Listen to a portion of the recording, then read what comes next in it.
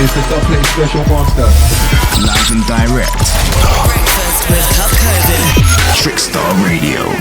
Good morning, my friends. Just gone 8 minutes past 9 here on Trickstar Radio. We're back inside the building once again for another interview hour section. Today we are taking it global. We're speaking to a very, very established international act. We're talking to people who are currently touring the UK, and we're very, very lucky to have them on the line this morning. Sauti Soul, join us. How are you doing, my friends?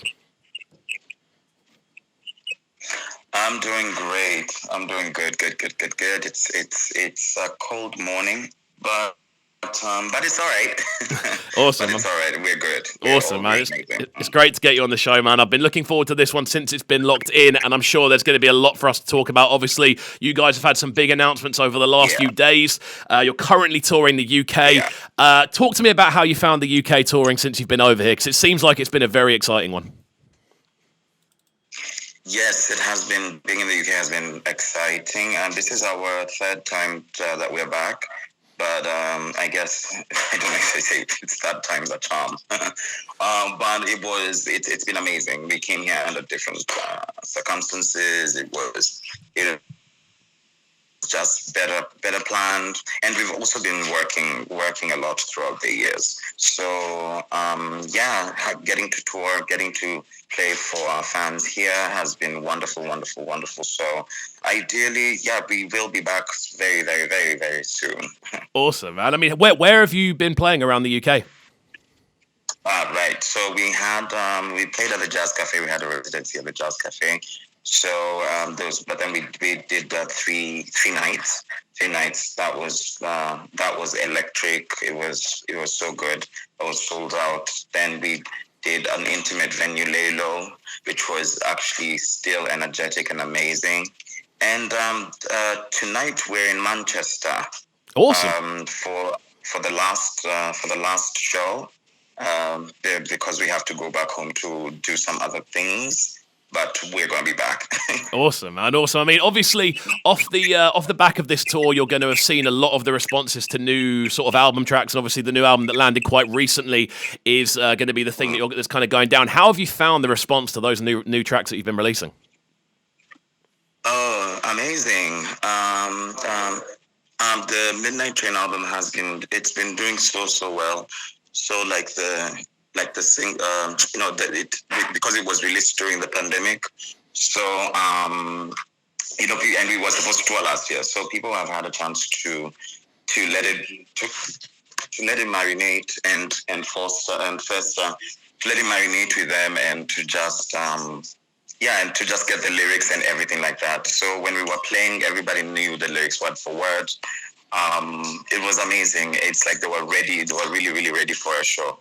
Awesome. I mean, this is kind of what we kind of wish for as musicians, isn't it? We kind of want the people. We want to play these tunes, and people know the lyrics to be able to play them back to us and stuff like that.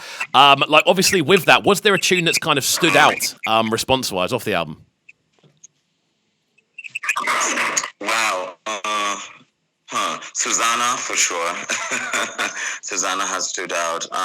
Midnight Train, the title track of the album, has stood out.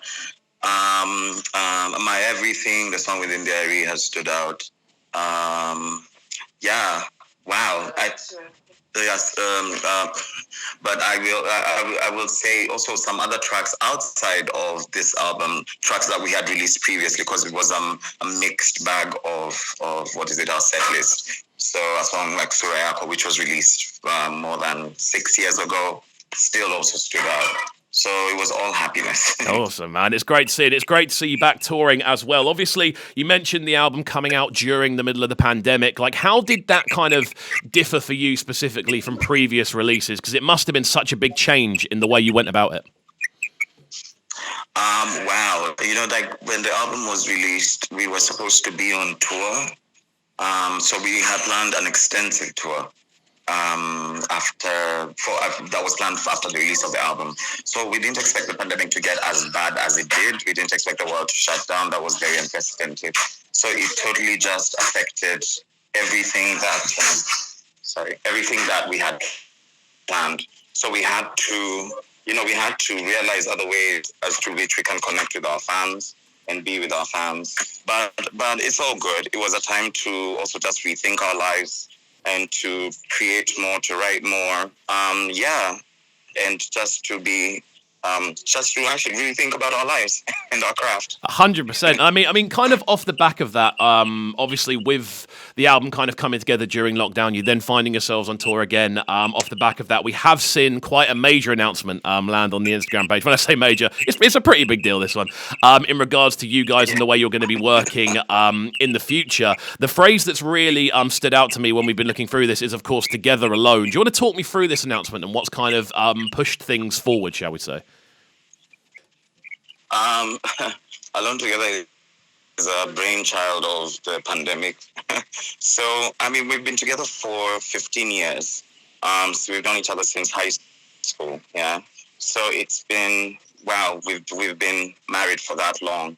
So I guess in any group, there's the trajectory is at some point you also, you want to, understand yourself as an individual artist if we were not,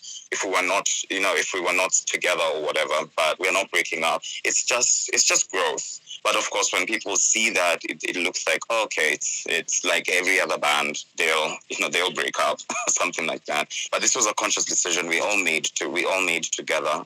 And Alone Together is just the four of us releasing 4 individual projects that speak to you as a person and what you feel. This is Breakfast with COVID, bringing you their morning flavors on Trickstar Radio.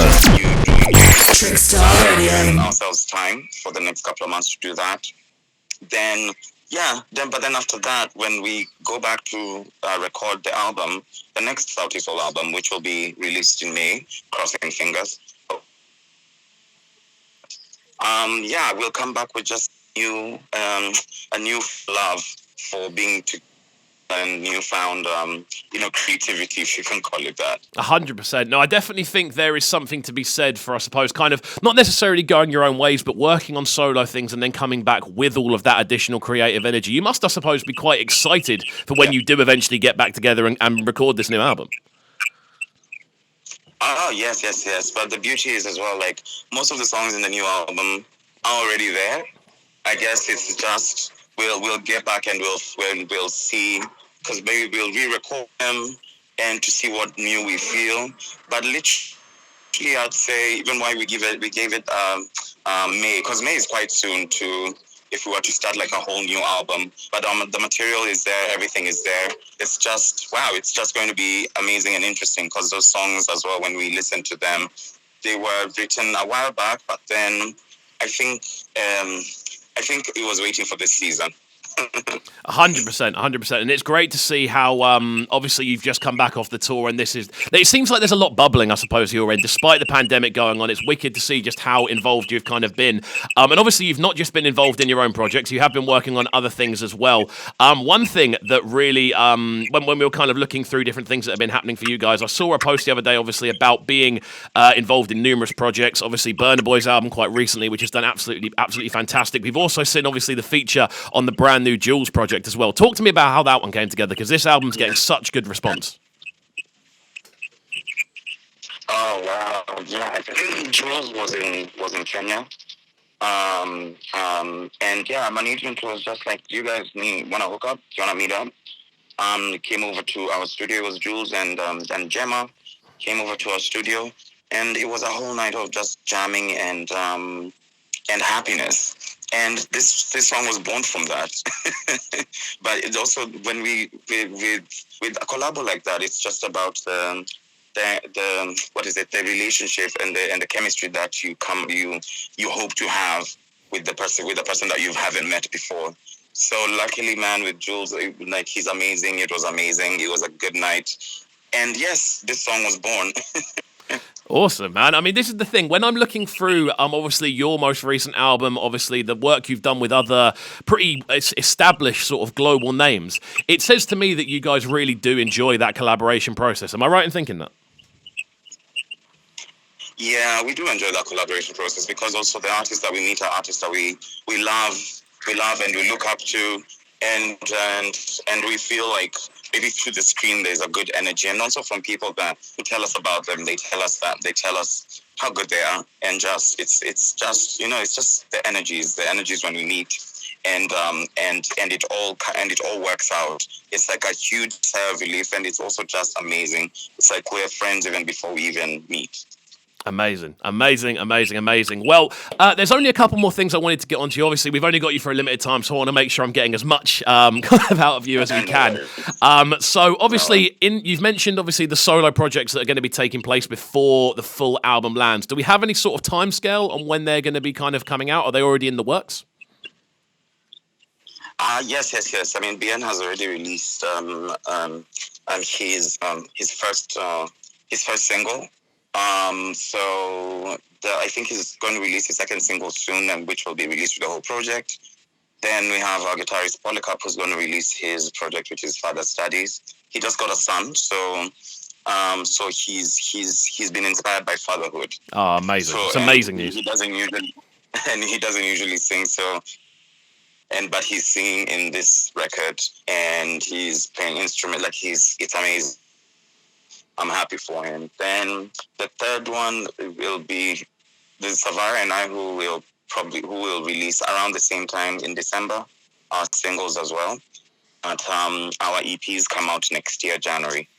Awesome. I'm loving the fact there is just so much going on, even with obviously everything that's been going on during lockdown. It must have been it must be a great feeling to kind of look around and see just how much is still going on. No, it is a great feeling. But then also, you know what? In times of peace, prepare for war. Not that the pandemic was peaceful, but for us, for creatives, it was largely quiet. So it's in that moment where you prepare for the new season of you plant for the new season of growth. Yeah. So that's what's happening right now. It's caught us at a time where everything is in order. We're prepared, and somehow the world is opening up, or we understand this virus more than we did a year ago. 100%. No, I entirely, man, entirely. And I've got to say, it's been an absolute pleasure having you on the show this morning. Thank you for taking the time out of your morning to kind of chat to us, obviously talk through the album and talk through the tour. When can we expect to see you back in the UK? So ideally, maybe back in the UK around April. Oh, wow. So soonish. We're working on...